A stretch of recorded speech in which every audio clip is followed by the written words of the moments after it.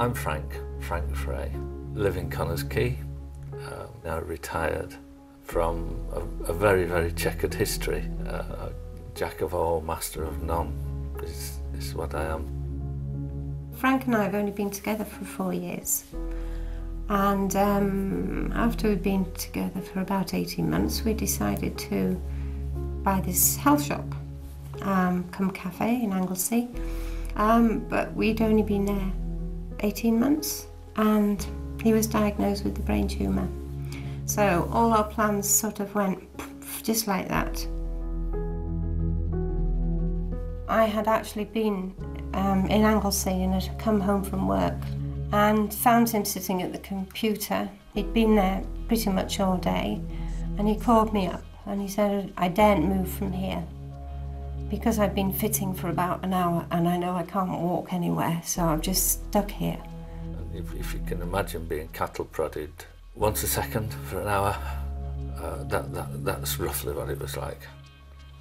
Called the ambulance, who were very, very good, and they took him downstairs and they took him to be checked out. When I got to the hospital, I did notice that he was particularly anxious about the patients around him. There's something bothering you over there, and he'd say, yes. I don't know where the nurses are. Look at Jack. Look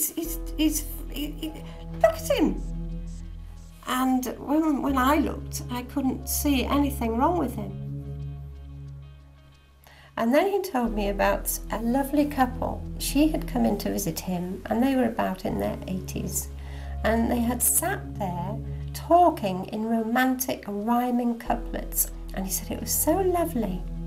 And I just thought, I'd seen this patient at the end of the bed, and I just thought, very strange, how very unlikely. My bed on the ward was at the end of the ward nearest to the nurses' station. The nurses' station had a lot of activity going on, which I interpreted differently than apparently it was.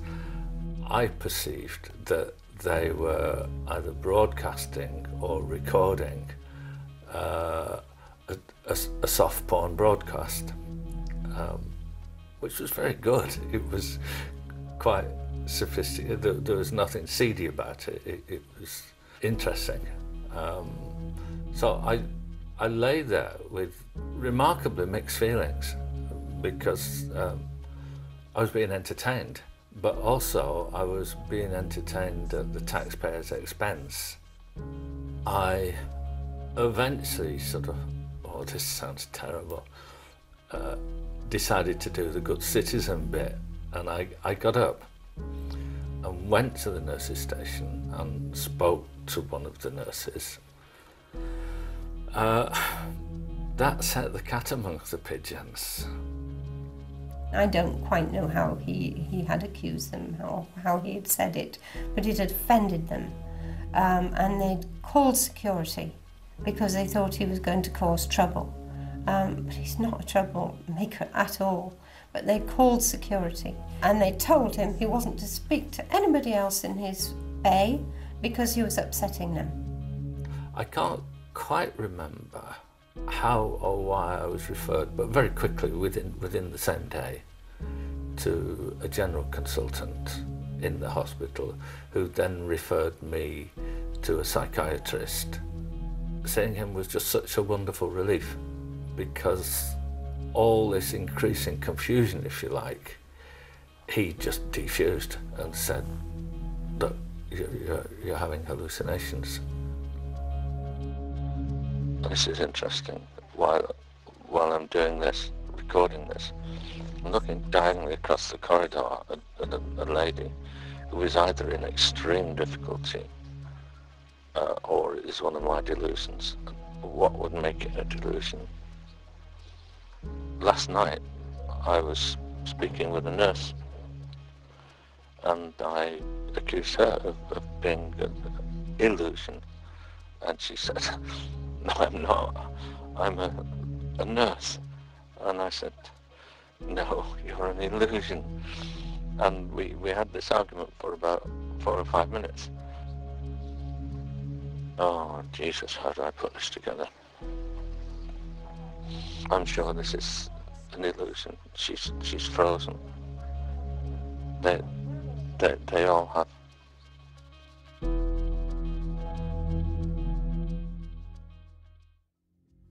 When I came home, by accident I came across Christopher Reeve's book, and just the phrase in it, hospital-induced psychosis, and just all the lights lit up. If you come into hospital with a biography of stress, trying to sell a business, trying to run a business remotely while I was ill, having a tenant in a house who was $6,000 in arrears, you don't realise that you're actually building up a big credit account of stress. Then when you come into hospital, you don't know if it's day or night. It's a 12-hour clock rather than a 24-hour clock. People walking up and down all the time. Consultations going on in the next cubicle. Bleepers going off. Telephones going off. All these alarm signals going on. Any one of these can be the one that flips. When you're admitted to hospital, say as A&E, on a stretcher, one of the first set of tests they'll do is to assess your Glasgow coma score. But to the extent that it's recognised that hospitals are stressful places, then one would question, why don't you have a stress score? And it might be trivial or it might be massive, and could have a very significant effect certainly upon the treatment and possibly upon the diagnosis. If it had been possible to have diagnosed that he was having some sort of psychosis or psychiatric problems or hallucinations or whatever, if it had been possible to realise that earlier, it would have saved Frank a lot of hassle and stress, but not only that, but the staff, because the staff were truly upset about his episode, and I found afterwards, I found that quite hard to believe. Why? Why should the staff not have understood what was going on? Why should they have the stress of it as well? I do quite strongly feel that more information could have been got from me. I could have filled them in much clearer as to what had happened. I could have given them more background, and I could have given them some background as to his stress, but most particularly his behaviour. I mean, nobody asked me, nobody on the ward said, is this his normal behaviour? There was nobody I could actually go to and say, look, he's behaving strangely and I'm concerned. Because during visiting hours, there was no doctor there.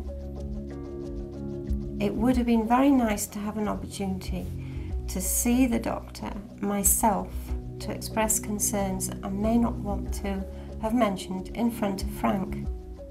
So my own anxieties about his condition, or about his symptoms, or about how to cope with them at home, or what should I do if, all those sort of questions were ringing round and round my head, which I found frustrating, and still do, and in many ways still do, because if he has an appointment with a consultant or a doctor, the appointment is with the patient, not with the carer, and the carer can sit in, but the carer doesn't seem to be able to ask the questions without the patient hearing, and I think that's very important. It's very difficult, because if a patient talks about what is missing, it sounds like a complaint, and it's not. It's simply a statement of how the world could be.